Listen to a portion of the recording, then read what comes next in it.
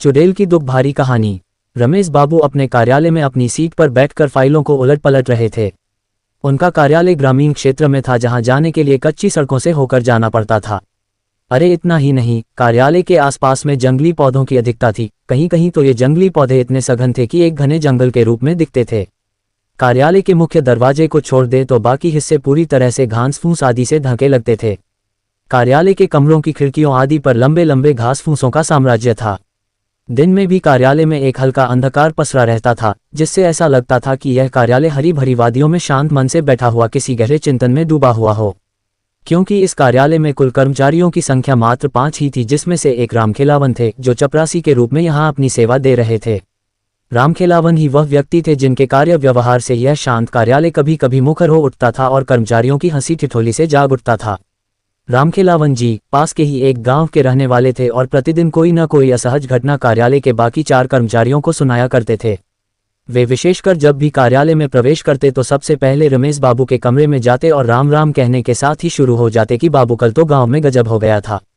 रमदैया को जंगल में चुड़ैल ने पकड़ लिया था तो मनोहर का सामना एक भयानक भूत से हो गया था। जब तक रामखेलावन जी सभी कर्मचारियों से मिलकर कुछ भूत प्रेत गाँव गढ़ा की बातें नहीं बता लेते, उन्हें कल चैन नहीं पड़ता था।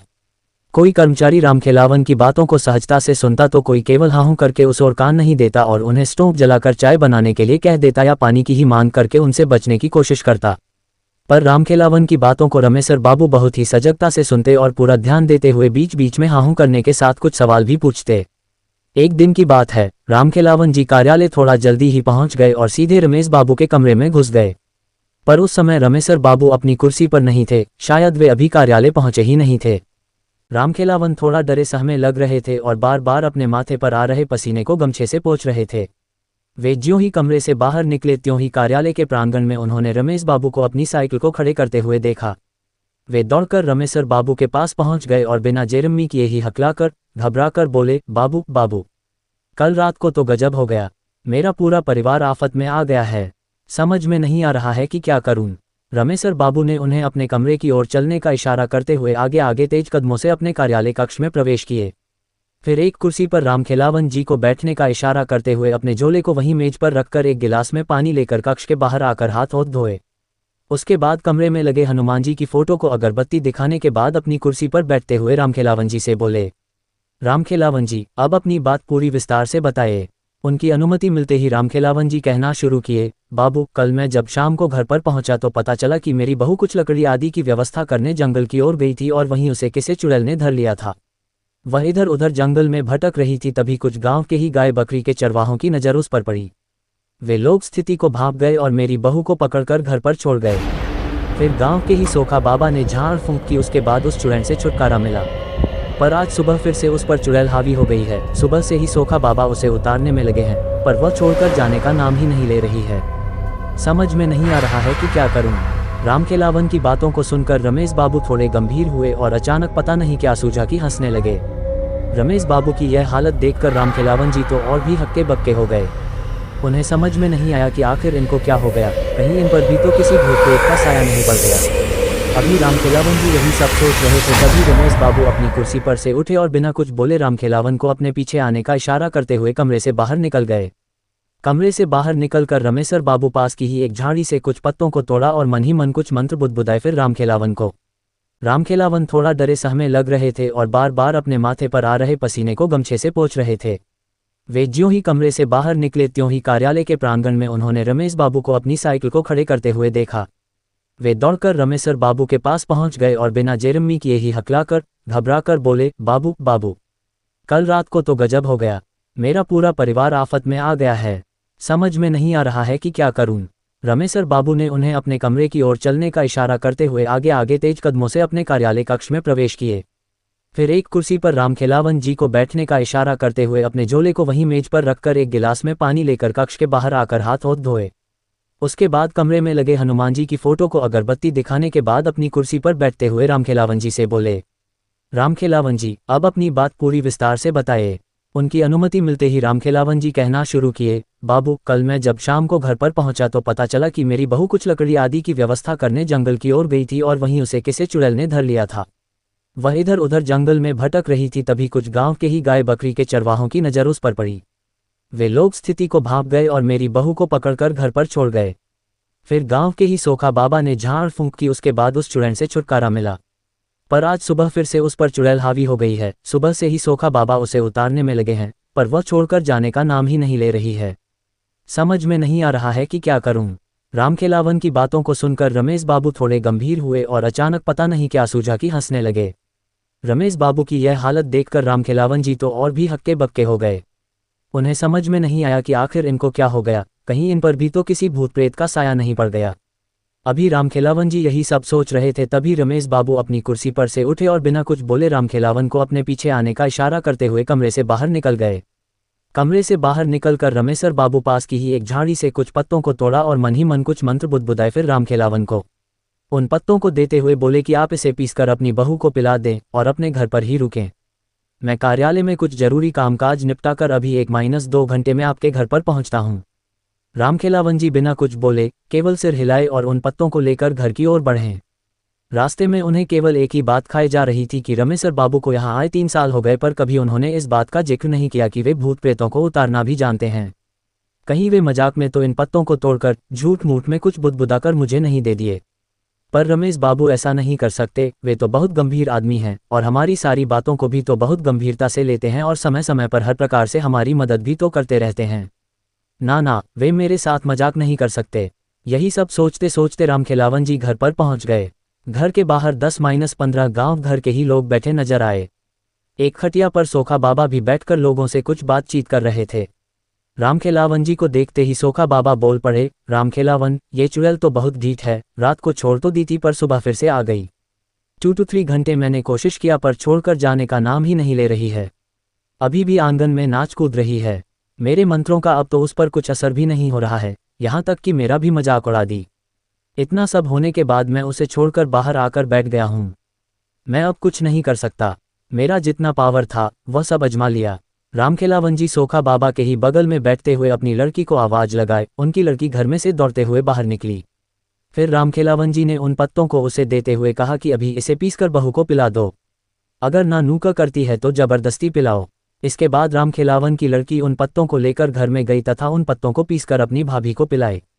अरे ये क्या! एक घूंट अंदर जाते ही रामखेलावन जी की बहू तो काफी शांत हो गई और वहीं आंगन में ही एक तराई पर बैठ गई।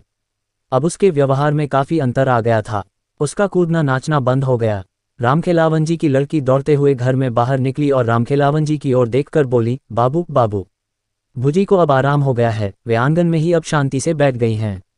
बाहर जितने लोग बैठे थे वे सब हतप्रभ हो गए। आखिर जो चुड़ैल इतने बड़े सोखा से बस में नहीं आई, वह 2-4 पत्तों को पिलाने से कैसे बस में आ सकती है? आखिर वे कैसे पत्ते थे? क्या किसी धर्म स्थान से लाए गए थे या किसी बहुत बड़े पंडित, ओझा, सोखा आदि ने दिए थे? वहां बैठे लोगों में से एक ने रामखेलावन जी की ओर देखा पर कुछ बोले इससे पहले ही रामखेलावन जी ने उन पत्तों के बारे में बता दिया। सभी लोग बिन देखे उस रमेश बाबू के प्रति नतमस्तक हो गए। सोखा बाबा ने कहा कि वास्तव में आपके रमेश बाबू तो बहुत पहुंचे निकले। जिस चुड़ैल को बस में करने के लिए मैंने सारे के सारे हथकंडे अपना लिए, उसे उनके मंत्रित 2-4 पत्तों ने बस में कर लिया। फिर तो रामखेलावन जी थोड़ा तन कर बैठ गए और लगे रमेशर बाबू का गुणगान करने। अभी वे लोग आपस में बात कर ही रहे थे, तभी रमेश बाबू की साइकिल वहां रुकी। रमेश बाबू को देखते ही रामखेलावन जी दौड़कर रमेशर बाबू के हाथ से साइकिल लेकर खुद ही खड़ी करते हुए बोले, रमेश बाबू, आपके पत्तों ने तो कमाल कर दिया। अब बहू काफी अच्छी है और शांति से आंगन में बैठी है। रमेश बाबू के इतना कहते ही वहां बैठे सभी लोग खड़े हो गए और रमेश बाबू की जेरम्मी करने लगे। रमेश बाबू सबका अभिवादन स्वीकार करते हुए उन लोगों के बीच ही एक खाट पर बैठ गए। फिर रमेश बाबू ने रामखेलावन जी की बहू को घर में बाहर बुलवाया। वह काफी शांत थी, पर रमेश बाबू को लगा कि अभी भी वह चुड़ैल यहीं है और पत्ते का असर खत्म होते ही फिर से इसे जकड़ लेगी। रमेश बाबू ने रामखेलावन जी की बहू को अपने पास बैठने का इशारा करते हुए कुछ मंत्र बुदबुदाने लगे। अरे ये क्या! रामखेलावन जी की बहू घबरा कर बोल उठी, मुझे छोड़ दीजिए, मैं जा रही हूँ, मैं अब कभी भी इसे नहीं पकड़ूंगी। मुझे जाने दीजिए, मुझे जाने दीजिए, मैं जल रही हूँ, मुझे छोड़ दीजिए। उस चुड़ैल को इस तरह गिड़गिड़ाते हुए देखकर रामखेलावन जी की काफी हिम्मत बढ़ गई। वे बोल पड़े, रमेश बाबू, इसे छोड़िएगा मत, इसे जलाकर भस्म कर दीजिए। पर वह चुड़ैल रामखेलावन जी की ओर ध्यान न देते हुए रमेश बाबू की ओर दयनीय स्थिति में देखते हुए अपने प्राणों की भीख मांगती रही। रमेशर बाबू काफी गंभीर लग रहे थे। वे रामखेलावन जी की बहू की ओर गुस्से से देखते हुए बोले कि तुम कौन हो और इसे क्यों पकड़ी? इस पर वह चुड़ैल गिड़गिड़ाते हुए बोली कि मैं पास के ही जंगल में रहती हूँ। मैं बंजारा परिवार से हूँ। एक बार हमारे परिवार ने इसी जंगल के बाहर अपना टेंट लगाया था। शाम के समय मैं लकड़ी लेने जंगल में प्रवेश की। मुझे पता नहीं चला कि कब मैं घने जंगल में पहुंच गई और रास्ता भी भटक गई। तब तक रात भी होने लगी थी। जंगल में पूरा अंधेरा पसरना शुरू हो गया था। मैं थोड़ी डर गई थी पर हिम्मत नहीं खोई थी। अचानक मेरे दिमाग में एक विचार आया। मैंने सोचा कि रात के इस अंधेरे में अब रास्ता खोजना ठीक नहीं, कहीं किसी जंगली जानवर की शिकार न हो जाऊं। इसलिए मैंने हिम्मत करके वहीं एक मोटे जंगली पेड़ पर चढ़कर बैठ गई। मैंने सोचा कि सुबह होते ही मेरे परिवार के लोग जरूर मुझे खोजने आएंगे और अगर नहीं भी आए तो मैं दिन में अपना रास्ता खोज लूंगी। पर वह रात शायद मेरे जीवन की समाप्ति के लिए ही आई थी।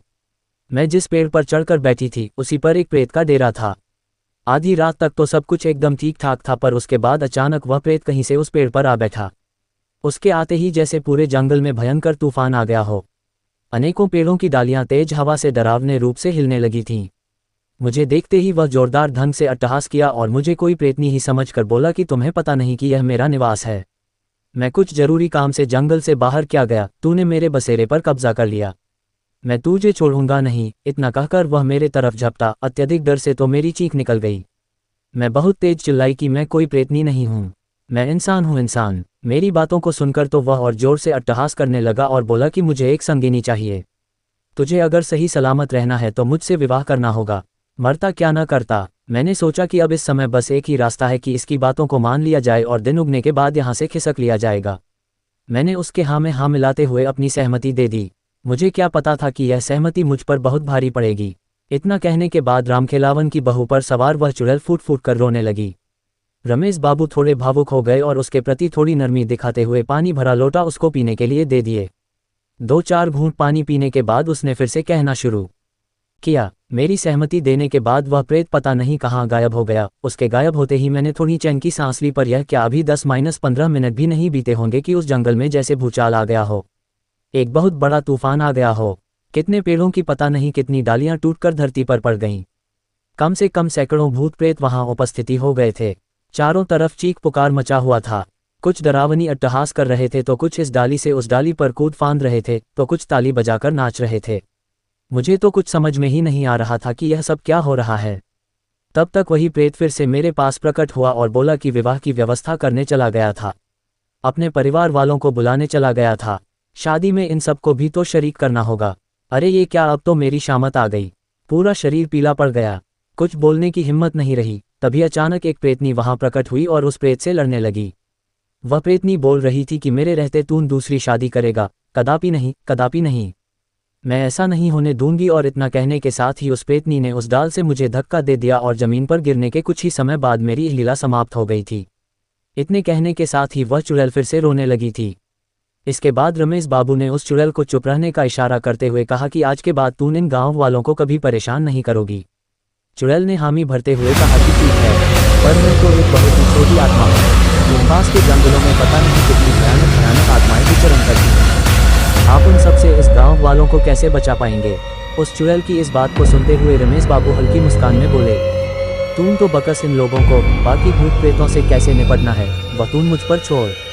इसके बाद रमेश बाबू ने लोगों को अब कभी न पकड़ने की बात उस चुड़ैल से 3 बार कबूल करवाई तथा साथ ही उसे थूककर चाटने के बाद ही जाने दिया। तो पाठकगण, रमेश बाबू ने उस चुड़ैल से तो गांव वालों को छुटकारा दिला दिया, पर क्या वे दूसरे भूत प्रेतों से उन गांव वालों की रक्षा कर पाए? राज को राज ही रहने दिया जाए। खैर, आप लोग बताएं कि यह भूत की कहानी कैसी लगी।